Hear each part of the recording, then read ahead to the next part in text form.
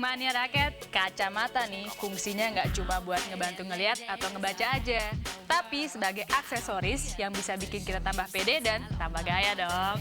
Nah, model apa saja yang dimiliki oleh Deyana dan Lydia? Kita simak snapshot.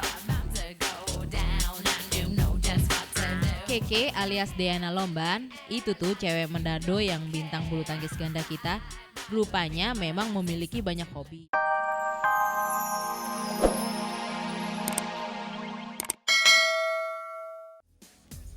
Buat pemenangnya, Extra Joss yang tahun 2000 ini komit untuk dukung olahraga nasional khususnya kegiatan pelti, kasih hadiah total sebesar 50.000 US dollar atau setara dengan 500 juta rupiah.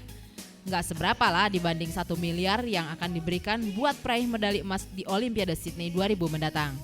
Kita harapkan dengan ini bisa menambah semangat dan motivasi atlet-atlet kita. Itu saja. 1 miliar. Mudah-mudahan ada yang dapat. Dari kita juga berharap mudah-mudahan ada yang dapat.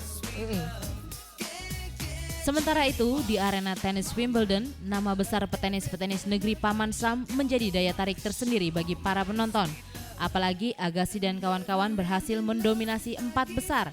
Belum lagi partai unik William bersaudara di babak semifinal dan juga babak final terjadi All American Final antara Venus Williams dan Lindsay Davenport. Suatu yang jarang terjadi di seri Grand Slam.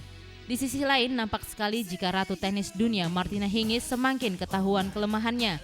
Hingis yang mengandalkan penempatan pukulannya yang akurat ternyata kurang ulet mengejar bola-bola tajam di sudut-sudut lapangan. Sebaliknya, ini adalah kelebihan petenis muda seperti Serena, Venus, dan Doncic, sekaligus mengancam karir dan dominasi Hingis di masa mendatang. Di kelompok putra, sayang sekali Andre Agassi gagal memberikan kado termanis pernikahannya dengan Steffi.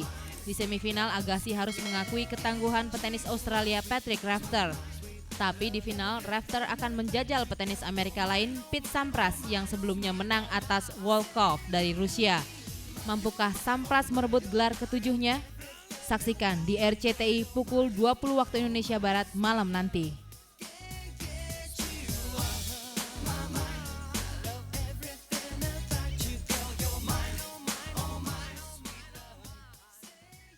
Mania raket, saya mau mengucapkan terima kasih banget atas kiriman surat-suratnya dan juga kreativitas kayak yang ada di situ. Terus ada juga nih pecinta Tony Gunawan dari Utami Dewi Pramesti di Cirebon. Makasih. Terus ada juga nih yang bikin-bikinnya. Salam raket mania. Ini dari Sajali. Ada juga suratnya dia nih. Hai Des, apa kabar? Tolong bacain surat saya dong. Habis sudah sering ngirimin, gak pernah dibacain sih. Nah, ini kan dibacain sekarang ya. Gini deh, saya mau ngasih usul. Usul saya, gimana kalau Raket Mania ngadain acara jumpa fans atau tour bareng atlet? Oke kan? Nah, ini tungguin aja di Sanyo Indonesia Open tanggal 19 sampai 23 Juli nanti. Terus gimana kalau Raket Mania bikin segmen baru yang isinya ngebahas tentang profil atlet dari awal karirnya hingga sekarang dan nama segmennya Jump Smash. Ini kan agak-agak mirip ya sama Smashnya kita tapi bisa diperhitungkan. Terus terakhir sekali-sekali tampilin juga dong dapurnya Raket Mania biar pemirsa tahu luar dalam tentang acara Raket Mania. Yang ini seru, ntar kita pikirin lagi ya. Oke, makasih banget Sajali. Terus buat yang lain-lainnya jangan kapok untuk kirimin kita surat dan juga kreativitas. Nah, sekarang rame-rame kita cek jawaban trivia yang tadi.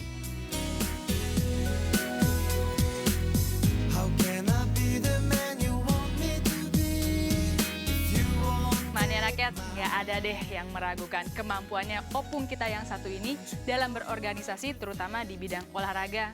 Tapi kenapa ya sampai ada rumor yang menginginkan beliau mundur dari PBPBSI?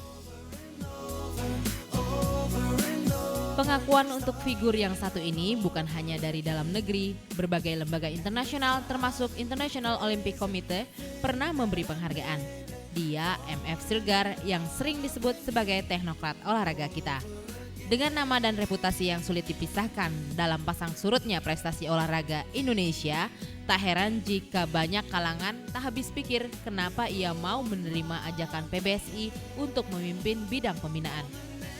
Pasalnya, ia dikhawatirkan tak bisa maksimal menjalankan program, visinya dan ide-idenya karena campur tangan atau intervensi pengurus lain. Kesan itu makin menguat apalagi 3 tahun awal perjalanan kepengurusan PBSI sekarang banyak mengalami kegagalan di berbagai turnamen. Opa atau Opung begitu ia biasa dipanggil bukan tak menyadari konsekuensi tersebut, tapi ia punya alasan tersendiri. Baginya untuk memperbaiki justru ia harus masuk dalam sistem tersebut, tidak cukup hanya teriak-teriak dari luar saja. Saya mempunyai falsafah ya, jangan saya hanya berada di dalam situasi dan kondisi yang baik. Justru kalau saya ditaruh di dalam situasi kondisi yang jelek itu, saya bisa menelusuri dan menganalisa di mana sih permasalahan. Saya bukan tipe manusia itu yang ya kalau enak saya berada di situ, kalau tidak enak saya keluar, nggak mau. Ya silahkan saja. Dan saya itu ingin selalu mengambil manfaat karena bagi saya kebetulan saya profesional ya di dalam olahraga. Kenapa saya tidak bisa menganalisa, meneliti dan nanti mewariskan di kemudian hari kalau ada problema semacam ini begini penyelesaiannya kayak gitu. Usia Opa yang sudah lanjut 72 tahun juga mulai memunculkan rumor tak enak. Ada yang bilang ia mulai pikun dan pelupa. Beberapa keputusan PBSI yang berubah-ubah, khususnya menyangkut promosi dan degradasi beberapa waktu lalu yang sempat didemo pemain, kabarnya juga buntut dari kondisi Opa tersebut. Tapi dengan santai Opa punya jawaban untuk itu. Tanya sih belum ya, kalau linglung gitu ya. Tua ya, tapi kan kita tahu ya sampai di mana batas kemampuan gitu ya. Jadi ya ini sisa-sisa waktu saya di PBSI ini saya manfaatkan untuk mematangkan dan memantapkan ya pengganti-pengganti saya berikutnya gitu. Orang bisa memberi penilaian berbeda, tapi satu hal yang pasti, dedikasi Opa yang bersih dari pamrih pribadi membuatnya memperoleh tempat tinggi dalam perjalanan olahraga Indonesia. Mania Raket.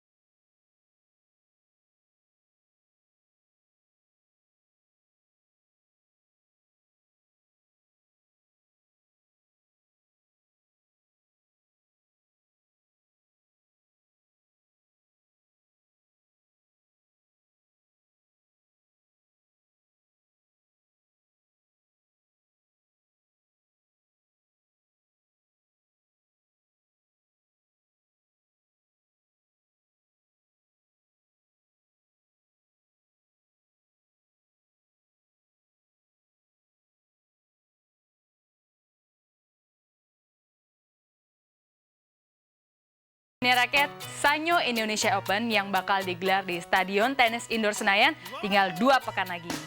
Siapa aja yang bakal ngeramein dan kira-kira mampu nggak ya Indonesia menyapu bersih gelar juara?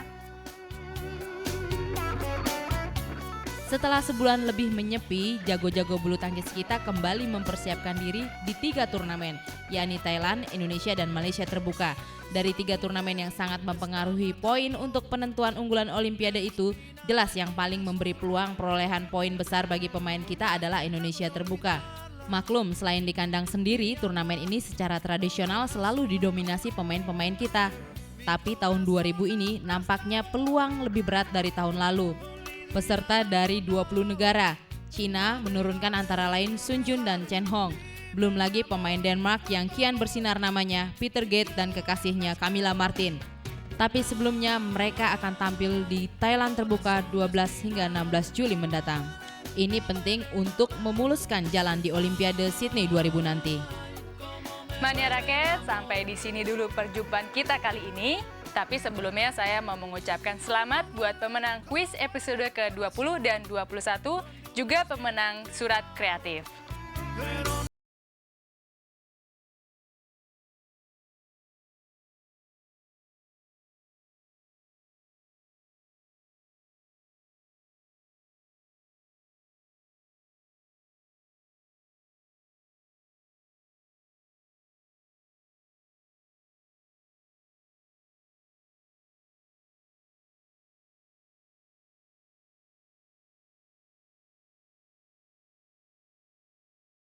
Desi Ilsati undur diri, selamat siang dan salam raket.